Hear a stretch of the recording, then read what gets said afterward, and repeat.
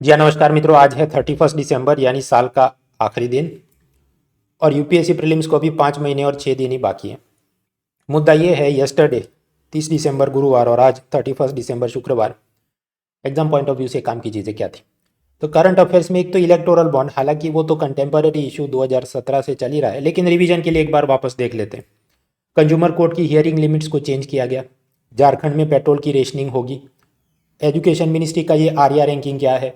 Corona का reproduction number क्या होता है और उसमें बढ़ोतरी चिंता का विषय क्यों है। साहित्य अकादमी के अवार्ड्स आए वगैरह अलग अलग चीज़ें। So one by one we will see this, starting with the economy current affairs, और उसमें देखते हैं ये इलेक्टोरल बॉन्ड क्या चीज़ है। हाँ, तो सबसे पहला मुद्दा ये, इलेक्टोरल बॉन्ड चीज़ क्या है। सपोज कोई व्यक्ति किसी पॉलिटिकल पार्टी को चंदा देना चाहता हो, राजनीतिक पक्ष को चंदा देना है, डोनेशन देना है आपको, तो एक तो तरीका है कैश में दे सकते हैं। लेकिन कैश में सरकार ने कुछ पाबंदी लगाई कि 2,000 रुपये तक ही कैश में किसी पॉलिटिकल पार्टी को इलेक्शन फंड में आप डोनेट कर सकते हैं। अगर उसे ज़्यादा रकम डोनेट करनी है तो cheque, demand draft, NEFT, RTGS ऐसा सब इशू करना होगा। और एक और भी इंस्ट्रूमेंट जारी किया गया 2017 से, जिसका नाम था इलेक्टोरल बॉन्ड्स। इलेक्टोरल बॉन्ड ऐसी चीज़ है जो सिर्फ और सिर्फ आप स्टेट बैंक ऑफ इंडिया से खरीद सकते हैं। तो आप वहाँ से परचेज करो, मतलब आप पैसा दोगे और एसबीआई आपको इलेक्टोरल बॉन्ड देगा, और फिर आपने अपनी मनपसंद पॉलिटिकल पार्टी को वो इलेक्टोरल बॉन्ड, कागज़ का टुकड़ा दे देना है, और वो पॉलिटिकल पार्टी उसे वापस एसबीआई में डिपॉजिट करेगी और एसबीआई उसे उतनी रकम, 1,000, 10,000, 1 करोड़ जो भी, वो ट्रांसफ़र करेगी। तो प्रश्न इसमें ये क्यों लाया गया और क्या फ़ायदा है। कहा जाता है कि इसमें एनोनिमिटी मिलती है, आपको अपना नाम आप गुप्त रख सकते हैं। तो ये कैसे फ़ायदे करता है। देखिए, अगर आपको 1 लाख रुपए किसी पॉलिटिकल पार्टी को डोनेट करने होते तो आप क्या करते, उसे चेक लिख देते, क्योंकि कैश में तो 2,000 से ज़्यादा की मनाही है। लेकिन बिजनेसमैन को उसमें ये चिंता रहती है कि अगर वो कुछ चेक वगैरह लिखेगा कि I am giving this much to BJP, Aam Aadmi party या कुछ, तो उसी का अकाउंटेंट हो सकता है या बैंक का क्लर्क, वो किसी दूसरे बाहुबली टाइप के लोकल एलिमेंट को जानकारी लीक कर दे, और फिर वो दूसरी पार्टी वाले आ जाएंगे कि हमको क्यों पैसा नहीं दे रहे हो तुम फंडिंग में वगैरह, दादागिरी, बाहुबलीगिरी जो चलती हो। यहाँ पर फायदा क्या है इलेक्टोरल बॉन्ड में, जो बिजनेसमैन है वो उसे खरीदे और इस इलेक्टोरल बॉन्ड पे उसका नाम नहीं लिखा होगा कि ये मिस्टर एक्स का है, और वो जाके अपनी फेवरेट पार्टी को दे दे। तो मैक्सिमम उसके अकाउंटेंट को या फिर बैंक के क्लर्क को इतना पता चलेगा कि बॉन्ड खरीदा गया, लेकिन किसके लिए खरीदा गया, किसको गिफ्ट में, कौन सी पार्टी को उसने दिया, वो सब सही से वो पूरा क्रॉस चेक नहीं कर सके। ऑफकोर्स उसमें भी सीरियल नंबर होंगे और एक था टाइगर और जेम्स बॉन्ड करो तो निकाल तो सकते हैं, लेकिन ये बस कहने की बात है कि इट प्रोवाइड्स एनोनिमिटी। अब ये जो इलेक्टोरल बॉन्ड ये बिजनेसमैन ने खरीदा होगा, वो क्या करेगा, वो असल में एक प्रकार का पेपर डॉक्यूमेंट होता है। तो उसकी हार्ड कॉपी वो अपने फेवरेट पॉलिटिकल लीडर को पर्सनली डिलीवर कर देगा। उसमें नाम नहीं लिखा होगा this is a gift from this person, दाता रूबरू नेता को दे देगा, चंदा देने वाले का उसमें नाम नहीं लिखा होगा। तो प्रश्न है, ऐसा तो गुमनाम कोई 10 करोड़ क्यों देगा भाई, वो रूबरू जाके दे रहा है तो जो भी होगा पॉलिटिशियन, वो तो उसे चेहरे से पहचानता होगा कि अच्छा आपने मुझे दिया है, मैं याद रखूंगा, और फिर हमारी सरकार बनी तो फिर कुछ हाईवे, एयरपोर्ट के कॉन्टैक्ट होंगे, आपको कुछ उसमें हम सहूलियत देंगे, आपको टेंडर पास कर देंगे वगैरह, जो भी उनकी इंटरनल अंडरस्टैंडिंग बने। एंड देन ये इलेक्टोरल बॉन्ड वो एसबीआई में जमा करेंगे और एसबीआई उसको पैसा देगा पॉलिटिकल पार्टी को। इलेक्शन कमीशन को भी ये पसंद है, क्योंकि यहाँ पर सारा पैसा बैंक के थ्रू जा रहा है, तो उस पर ट्रेस करना, और जो सब एक एक इलेक्शन में एक एक कैंडिडेट कितना पैसा खर्च कर सकता है इलेक्शन कैंपेन में, वो सब लिमिट को देखने में, एक्सपेंडिचर वायलेशन चेक करने में इलेक्शन कमीशन, चुनाव आयोग को सुविधा रहती है। तो ये इलेक्टोरल बॉन्ड से आप क्या नहीं कर सकते, एमसीक्यू में याद रखना है। इसमें हम डोनर की आइडेंटिटी नहीं जान सकते, कि यहाँ पर ऐसा नहीं लिखा होगा gift from Mukesh Ambani to Amit Shah, या gift from Gautam Adani to Rahul Gandhi, ऐसा कुछ लिखा नहीं होगा। ऑफकोर्स वो तो कौन सा बिजनेसमैन किस नेता को पर्सनली जाके डिलीवर कर रहा है, वो दोनों की आपस की बात है, बाकी लोगों को पता नहीं चलेगा। ये इलेक्टोरल बॉन्ड पर कोई भी ब्याज नहीं मिलता, it is a zero interest bond. इसे आप गिरवे रख के लोन नहीं ले सकते, इसे आप कोई थर्ड पार्टी को बेच नहीं सकते। मतलब ऐसा नहीं कि मुकेश अंबानी ने खरीदा और फिर वो कहे कि रतन टाटा आप ले लो, मेरी इच्छा नहीं है इस बार डोनेट करने की, नॉट पॉसिबल। 1000 से कम रुपए का डोनेशन नहीं कर सकते, क्योंकि मिनिमम इसकी साइज होती है 1000 रुपये। ऐसी पॉलिटिकल पार्टी जिसने रिप्रेजेंटेशन ऑफ पीपल्स एक्ट, जन प्रतिनिधित्व कानून में पंजीकरण नहीं किया और रजिस्ट्रेशन नहीं किया, उसे नहीं दे सकते आप ये। लास्टली, ऐसी पॉलिटिकल पार्टी को आप ये बॉन्ड डोनेट नहीं कर सकते जिसने लास्ट वाली लोकसभा या विधानसभा चुनाव में जितने वोट पड़े हों उसका 1% से कम उसको वोट मिले हों। मतलब कि वो तो नॉन सीरियस प्रकार की पॉलिटिकल पार्टी होगी। शायद वो इनकम टैक्स से बचने के लिए बिजनेसमैन ने खुद ही अपनी एक फर्जी पॉलिटिकल पार्टी बनाई और खुद ही को फिर डोनेट करता रहे, वो सब ना हो, इसलिए ऐसे कुछ नियम है। अब ये जो इलेक्टोरल बॉन्ड चलता है उसकी कंट्रोवर्सी खासकर द हिंदू न्यूज़पेपर में चलती रहती। उनका ये कहना है कि इलेक्टोरल बॉन्ड के द्वारा कुछ फ्रॉड हो रहा है, और कुल मिलाकर बात ऐसी कि जो पॉलिटिशियन वो शायद अपनी फर्जी कंपनियां बनाए और अपने कोई खुद से डोनेट करे और मनी लॉन्ड्रिंग और टैक्स इवेजन के कुछ खेल खेले जा रहे हैं। और जितनी भी बार अगर लोकसभा या विधानसभा के चुनाव आएंगे तो उससे कुछ टाइम पहले से एसबीआई इलेक्टोरल बॉन्ड का सेलिंग शुरू करेगी। तो अभी क्योंकि अगले साल ये सब यूपी वगैरह जो चुनाव आएंगे तो एसबीआई धीरे धीरे ये इलेक्टोरल बॉन्ड का सेलिंग शुरू कर रही है, इसलिए बार बार न्यूज़ में ये आते रहेगा। तो हर बार अखबार में आएगा आज 10 करोड़ का बिका और आज 50 करोड़ का बिका, तो हम नींद खोने नहीं बैठेंगे, जो मेन चीज़ें थी हमने जान ली। दूसरा एक मुद्दा चलता है कंज्यूमर प्रोटेक्शन एक्ट, ग्राहक सुरक्षा कानून। 2019 में उसे बनाया गया, ओरिजिनली तो 86 में था, फिर 2019 में नया कानून लेके आए। अब ये जो कंज्यूमर प्रोटेक्शन एक्ट है उसमें क्या होगा, कंज्यूमर कोर्ट, ग्राहक शिकायत निवारण की अदालत, लेकिन उसको असल में कहा जाता है कंज्यूमर डिस्प्यूट रेड्रेसल कमीशन। ये 3 लेवल पर होते हैं। डिस्ट्रिक्ट लेवल का कमीशन जो 1 करोड़ रुपए तक का अपने कुछ सामान का, लैपटॉप, फ्रिज, मोबाइल, तो उस डिस्ट्रिक्ट लेवल के कमीशन में आप ग्राहक के रूप में शिकायत करो। 1 करोड़ से ज़्यादा अप टू 10 करोड़ का हो तो स्टेट लेवल के कमीशन में शिकायत करो। 10 करोड़ से ज़्यादा हो तो नेशनल लेवल के कमीशन में शिकायत करो, उससे भी ज़्यादा।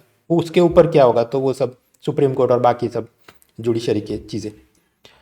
अब ये तो सिस्टम होगी, यहाँ पर प्रॉब्लम क्या आ रहा था कि क्योंकि डिस्ट्रिक्ट लेवल की कोर्ट पे भी 1-1 करोड़ के मामले वहाँ सुने जाए तो एज अ रिजल्ट वहाँ पर बहुत ज़्यादा वर्कलोड बढ़ गया था। और नेशनल लेवल की जो कोर्ट होगी वहाँ 10 करोड़ से, तो 10 करोड़ से महंगी चीज़ तो किसने खरीदी हो ये की, तो बहुत कम वहाँ पर वो लोग मक्खियाँ मार रहे हों, उनको शायद कुछ केस ही नहीं आ रहे हों, और नीचे डिस्ट्रिक्ट लेवल की कोर्ट में बहुत ज़्यादा पेंडेंसी बढ़ गई हो, ऐसा शायद सरकार को लगा, इसलिए उन्होंने ये लिमिट्स को चेंज किया है। अब ध्यान से देखना लिमिट कैसी हो गई। डिस्ट्रिक्ट वाली कोर्ट में आप कितने रुपए तक की शिकायत कर सकते हैं, अगर 50 लाख रुपए तक का कोई सामान खरीदा उसमें प्रॉब्लम है तो आप कंपनी के खिलाफ कस्टमर कंप्लेंट डिस्ट्रिक्ट लेवल की कोर्ट में करें। 50 लाख से ज़्यादा 2 करोड़ का हो तो स्टेट, और 2 करोड़ से बड़े मामले हो तो नेशनल लेवल की कोर्ट में जाओ। यानी आप समझिए स्टेट लेवल की कोर्ट में जो बहुत ज़्यादा वर्कलोड होगा वो अब शिफ्ट हो जाएगा नेशनल वाली कोर्ट में, और डिस्ट्रिक्ट लेवल की कोर्ट पे जो बहुत ज़्यादा वर्कलोड होगा, क्योंकि पहले वो 1-1 करोड़ तक के मामले सुनते थे, तो अब 50 लाख मतलब 60 लाख का आपका कोई डिस्प्यूट चल रहा है किसी शॉपिंग के मामले में, तो वो सारा स्टेट वाली कमीशन में शिफ्ट हो जाए। तो इसके चलते फ़ायदा क्या होगा, जो लोअर कोर्ट्स होंगे कंज्यूमर कमीशंस, उस पर बड़े बड़े केस का जो ज़रूरत से ज़्यादा बोझ बढ़ गया था, टाइम पे निपटा नहीं हो रहा था, वो ठीक हो सके। खैर ये सब करंट अफेयर्स, और हर रविवार सुबह 11 बजे अनअकैडमी की एक कॉम्बैट सीरीज चलती है, उसमें 56 क्वेश्चन होते हैं। आपको डिपेंडिंग ऑन योर रैंक अलग अलग ये सब tablet, mobile, gift cards, paid subscription वो सब मिलता है। If you are interested you can give that. सोमवार शाम 8 बजे मेरी करंट अफेयर्स की टेस्ट सीरीज़, जहाँ पर ये हमने जो पढ़ा उसकी सब टेस्ट होती है। मंगलवार सुबह हिस्ट्री, और इस तरह अलग अलग दिन अलग अलग टेस्ट चलती रहती है। ये वाला अनअकैडमी का लिंक है, फ्री अनलॉक कोड यूज़ करें आप mrunal.org। खैर तो यहाँ पर हमने देख लिया मेन जाने लायक चीज़ें इकोनॉमी में क्या थी, कंज्यूमर कोड और ये इलेक्टोरल बॉन्ड। उसके अलावा जो चीज़ें थी कुछ खास जाने लायक नहीं। नेशनल कंपनी लॉ ट्रिब्यूनल में ये इंसॉल्वेंसी, बैंक्रप्सी या दूसरे जो केस चलते हैं उसका रेजोल्यूशन, उसकी टाइम लिमिट क्या हो, भाई उनको असल में नोटिफाई करने दो, फिर कुछ देखते हैं। फिर एक चीज़ थी कि जीएसटी कॉम्पेंसेशन सेस वो अगले 5 साल तक रखेंगे या क्या करना है उसका, वो पूरी मामला हम देख चुके हैं। विन 21 सीरीज़ के फ्री लेक्चर्स मेरी वेबसाइट mrunal.org/डाउनलोड में आपको मिल जाएगा। फिर production linked incentive scheme PLI, अब उसमें हर दिन सरकार एप्लीकेशन मंगवाती है कि आप टेक्सटाइल वाला एप्लीकेशन लाइए, वो जो कंपनियां जिसको ये स्कीम में सब्सिडी चाहिए, फिर कहेंगे आज कंप्यूटर चिप बनाने वाले लाइए, इंटेल को आना है नहीं आना है। वो सब जो बेसिक चीज़ें थी वो भी Win21 सीरीज़ के फ्री इकोनॉमी लेक्चर्स में मैं कंप्लीट कर चुका हूँ। monal.org/डाउनलोड में जाके सब देख लो। मोस्ट प्रॉबेबली ये पिलर 4B में होगा। फिर MSME में, माइक्रो स्मॉल मीडियम एंटरप्राइज में बैड लोन बढ़ने वाले हैं, वो तो कमेंट्री चलती रहती भाई। अगले साल का इकोनॉमिक सर्वे आने दो, फिर लेटेस्ट डेटा क्या है नॉन परफॉर्मिंग एसेट का देख लेंगे। IRDAI ने कहा है कि इंश्योरेंस सेक्टर के जो इंटरमीडियरी होते हैं, जैसे वो कमीशन एजेंट वगैरह, उन्होंने करंट अकाउंट अलग अलग बैंक में खोलने होंगे। ये सब क्या है, इससे क्या फ़र्क पड़ेगा? कुछ फ़र्क हमें देखने की ज़रूरत नहीं है। All the technical and operational guidelines related to insurance sector are not important for UPSC exam. पुराने पेपर देख लो। अभी उस ऑफकोर्स एक आध बार अतरंगी कुछ पूछा कि इसमें से कौन सी चीज़ साइबर इंश्योरेंस में दी जाती है, लेकिन अब वो एक देख के कि मैं पूरा 90% of my time I am going to spend on insurance sector, वो तरीका प्रैक्टिकल नहीं है। जबकि 5 महीने बाकी हैं प्रीलिम्स को। हिस्ट्री, ज्योग्राफी, एनवायरनमेंट, साइंस, सब कुछ आप थोड़ा थोड़ा पढ़िए। इलेक्टोरल बॉन्ड मैंने आपको बता दिया क्या था। फिर कंज्यूमर कोर्ट्स, और उसमें ये मतलब डिस्ट्रिक्ट और स्टेट और नेशनल लेवल की में क्या लिमिट्स चेंज किए वो भी मैंने आपको बता दिया। ये सारे टेक्स्ट नोट्स आपको मिल जाएंगे मेरी टेलीग्राम चैनल monal.org, और सब पूरा बड़ा माल जमा होता है तो मैं उसकी PDF फाइल डाल दूंगा। फिर टैक्सेशन और सब्सिडी, तो झारखंड राज्य सरकार ने ये कहा है कि जिन जिन लोगों के पास राशन कार्ड है उनके बैंक खाते में सरकार प्रति लीटर 25 रुपये की पेट्रोल सब्सिडी, और मैक्सिमम कोटा होगा 10 लीटर, यानी कितना, करीब 250 रुपीज़ पर फैमिली के बैंक खाते में ट्रांसफ़र करेंगे, ताकि उनको महीने का जो पेट्रोल खरीदना है उसमें थोड़ी राहत रहे। तो ये तो शायद क्या अच्छी उनकी सोच होगी कि गरीबों को और लोअर मिडिल क्लास को मदद मिले, लेकिन इसमें चैलेंजेस क्या आएंगी सोचो। बहुत सारे बोगस बेनिफिशियरी हैं जो असल में गरीब नहीं है, लेकिन उनको इंडियन आइडल बन जाना है। तो हमको क्या करना पड़ेगा, रेशन कार्ड का डेटा आधार कार्ड से लिंक करना होगा, और आधार कार्ड का डेटा व्हीकल रजिस्ट्रेशन डेटा के साथ लिंक करना होगा। तो अपने आप पता चल जाए कि किसके पास ये मर्सिडीज, BMW और ऑडी कार्ड है, और फिर भी वो मुफ्त में 250 रुपये का सब्सिडी लेने आ जाते हैं। और दूसरा कि सरकार ने असल में कोशिश करनी चाहिए पब्लिक ट्रांसपोर्टेशन, ई-व्हीकल्स वगैरह, instead of giving petrol subsidy for 2 wheeler, वो तो उल्टा और लोग ज़्यादा इस्तेमाल करेंगे तो प्रदूषण बढ़ जाएगा वगैरह। फिर रैंकिंग, अब रैंकिंग में एजुकेशन मिनिस्ट्री की Atal ranking for institution on innovation achievements यानी आर्या, अब उसमें अलग अलग चीज़ें होंगी कि सेंट्रल यूनिवर्सिटी या सेंट्रल इंस्टीट्यूट्स में IIT मद्रास का नंबर 1, फिर स्टेट यूनिवर्सिटी में मान लीजिए पंजाब यूनिवर्सिटी का नंबर 1, फिर कॉलेज में पुणे इंजीनियरिंग कॉलेज का नंबर 1। पूरी लिस्ट हम पढ़ने नहीं बैठेंगे। अगर आप UGC नेट एग्ज़ाम की तैयारी कर रहे हैं तो वहाँ पर ऐसी रैंकिंग बारीकी से वो पूछते हैं, तो तब जाके ये PIB की वेबसाइट पे देख लेना। अदरवाइज ये रैंकिंग कोई इतनी जोरदार भी नहीं हाई प्रोफाइल कि हम पूरा पढ़ने बैठे। इनइक्वालिटी ऑफ इनकम, आय में असमानता, RBI के रिपोर्ट ने एक पाया कि जो सरकारी बैंक है वहाँ पर CEO की सैलरी टिपिकल एम्प्लॉय जो क्लर्क ऑफिसर हैं उससे 3 गुनी ज़्यादा होती है। जबकि प्राइवेट सेक्टर बैंक जैसे यस बैंक, कोटक वगैरह, वहाँ पर CEO की सैलरी उनके एम्प्लॉयज़ के सामने 67 टाइम्स बहुत ज़्यादा होती है। तो वो भी सोचने का मुद्दा कि असल में प्रॉफिट कंपनी का इतना है कि CEO को इतनी ज़्यादा सैलरी देना जस्टिफाइड है, या फिर कि प्राइवेट सेक्टर बैंक में जो उनके प्रमोटर्स हैं वो क्योंकि उनके पास सिग्निफिकेंट शेयर होल्डिंग है तो उन्होंने खुद से ही अपना वोटिंग से कर करके सैलरी बढ़ा रहे हैं, और सामने क्या लोअर स्टाफ का शोषण हो रहा है वगैरह। अब ये पूरी चीज़ हमारे लिए वैसे UPSC में काम की नहीं, but when you are writing about the growth and inequality of income, तो गरीबों की तो बात सब करते हैं कि गरीब बहुत गरीब है और ये, पण on the other parts as well you find that there are many things, और उसमें भी जो ग्रोथ परकोलेट होना चाहिए। प्राइवेट सेक्टर बैंक बहुत ज़्यादा मुनाफा कमा रहे हैं तो बाकी सब भी उसमें जो काम कर रहे हैं उनको भी कुछ मिले वगैरह वगैरह। वो डिपेंड करता है आप कितना बड़ा निबंध लिख रहे हैं और आपको क्या उसमें चर्चा करनी है। फिर साइंस, और साइंस में कोरोना में एक बात चल रही है रिप्रोडक्शन नंबर यानी कि R नंबर। R नंबर ऐसा दिखाता है कि एक मरीज कितने लोगों को इन्फेक्ट कर रहा है। अगर R वैल्यू 1 है उसका मतलब क्या, एक इन्फेक्टेड पर्सन दूसरे एक इन्फेक्टेड पर्सन को इन्फेक्ट कर रहा है। दिल्ली और मुंबई में R वैल्यू 2 हो गई, उसका मतलब क्या, 1 इन्फेक्टेड पर्सन दूसरे 2 लोगों को इन्फेक्ट कर रहा है कोरोना से और वो 2 लोग दूसरे और 2 लोग को कर रहे हैं, तो सोचो कि कितनी जल्दी ये वापस तीसरी लहर आने का डर है। और उसमें भी अगर मान लीजिए रिप्रोडक्शन नंबर 10 या 100 हो जाए तो वो हो जाती है सुपर स्प्रेडर इवेंट। ऐसा कब हो सकता है? जैसे कोई वेजिटेबल सेलर, डिलीवरी बॉय, या फिर ये 31 दिसंबर की रात की पार्टी में सब बहुत सारे लोग जमा हो गए हों, तो 8 नंबर बढ़ के 10 या 100 भी हो सकता है। इसका मतलब क्या, एक इन्फेक्टेड पर्सन दूसरे 100 लोगों को इन्फेक्ट कर दे।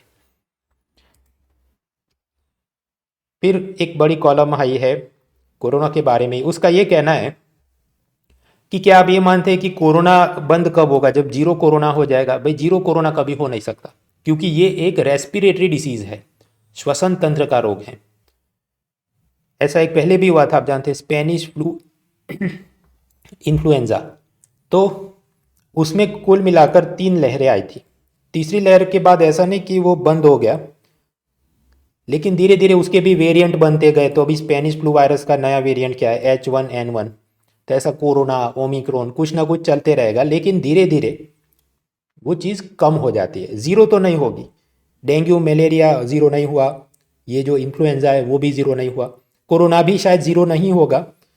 तो हम कब माने कि कोरोना बंद हो गया है?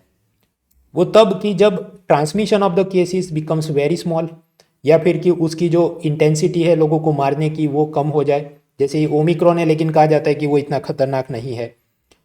So ultimately when a disease ceases to be a newsworthy item, malaria dengue से लोग मरते हैं लेकिन उसकी कोई बहुत बड़ी न्यूज़ नहीं बनती रहती रोज़, ऐसा एक दिन होगा वगैरह वगैरह। तो इट डिपेंड्स कि my vision of post corona world, या कोई निबंध में चर्चा करनी हो तो आपने वो सब सोचना है।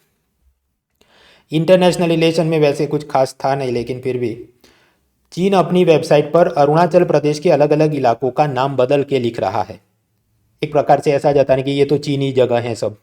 तो भारत सरकार ने विरोध किया है कि आप अपनी वेबसाइट पे अरुणाचल का नाम बदल के कुछ भी लिखो, लेकिन इलाका तो वो हमारा ही है। पाकिस्तान ने चीन से J-10C फाइटर विमान खरीदे हैं। क्यों? ताकि वो भारत ने जो राफेल जेट खरीदे हैं फ्रांस से, उसके सामने मुकाबला कर सके। कनाडा में हाईएस्ट सिविलियन अवार्ड, जैसे भारत में होगा भारत रत्न, तो वहाँ पर होता है ऑर्डर ऑफ कनाडा। तो भारतीय मूल के 3 लोगों को दिया गया है। वैसे मैं लिस्ट पढ़ने नहीं बैठूंगा और हमें भी इतने तो याद नहीं रखना, लेकिन अभी लास्ट मेंस एग्जाम में पूछा था contribution of Indian diaspora in some other countries, तो कम से कम इतना तो पता होना चाहिए अच्छा कि वहाँ पर भी भारत रत्न जैसे बड़े अवार्ड, कनाडा रत्न, भारत के मूल के लोगों को मिलते हैं, which shows that they have played important role in the economy, polity, science, innovation of those countries. Polity में एक समाचार ऐसा है कि विधानसभा में स्पीकर का चुनाव कैसे होगा, तो सीक्रेट बैलेट यानी गुप्त मतदान से।